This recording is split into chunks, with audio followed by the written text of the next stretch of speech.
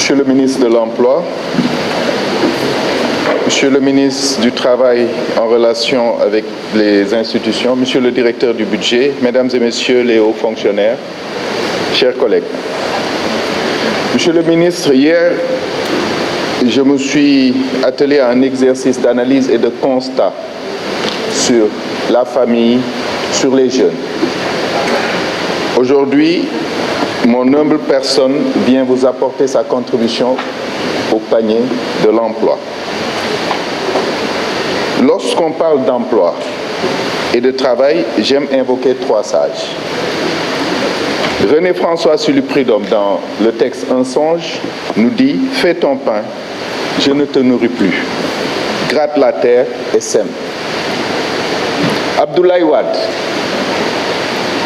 dans son discours de 2000, il faut travailler, beaucoup travailler, encore travailler, toujours travailler. Mais celui que je préfère de loin, c'est Jean de La Fontaine, le laboureur et ses enfants.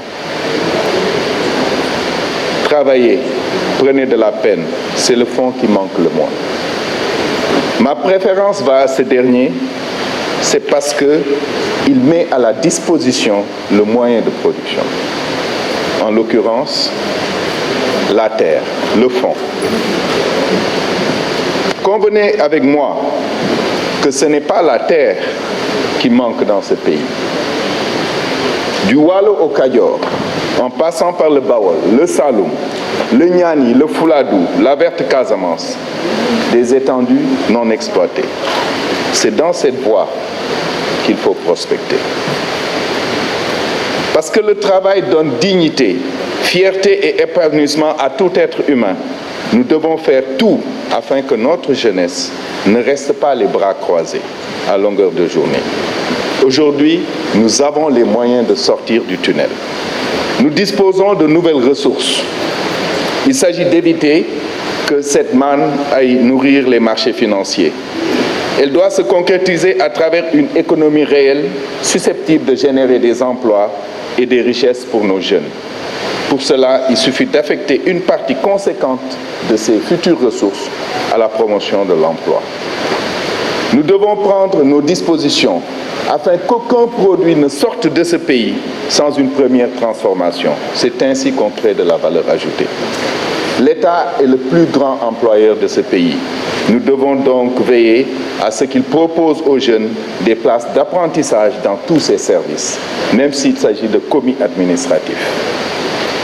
Tout en restant ouvert aux investisseurs étrangers, nous devons veiller à ce que toute entreprise désirant investir dans ce pays assure des places de choix aux travailleurs locaux. Par des mesures incitatives, l'État doit mettre en place un partenariat avec le service privé qui se chargera d'ouvrir les places d'apprentissage certifiant en direction des jeunes. Nous devons aussi mettre en place des incubateurs de métiers. Chaque région devrait en avoir. Des champs-écoles pour apprendre les métiers de l'agriculture, des incubateurs pour les métiers verts. Vous savez, le tri et le recyclage, ces métiers nous appartiennent. Nous étions des champions du tri et du recyclage. Aujourd'hui, l'Europe, qui consommait avec frénésie, s'est emparée de ce secteur et crée des milliers d'emplois avec. Des incubateurs de start-up dans les nouvelles technologies. Nous devons investir massivement dans l'emploi pendant les prochaines 25 années pour tout changer et faire poindre à l'horizon le plein emploi, un avenir radieux. Honorables députés, faisons de cette Assemblée notre mosquée, notre église, notre temple. Ne nous battons plus dans cet hémicycle.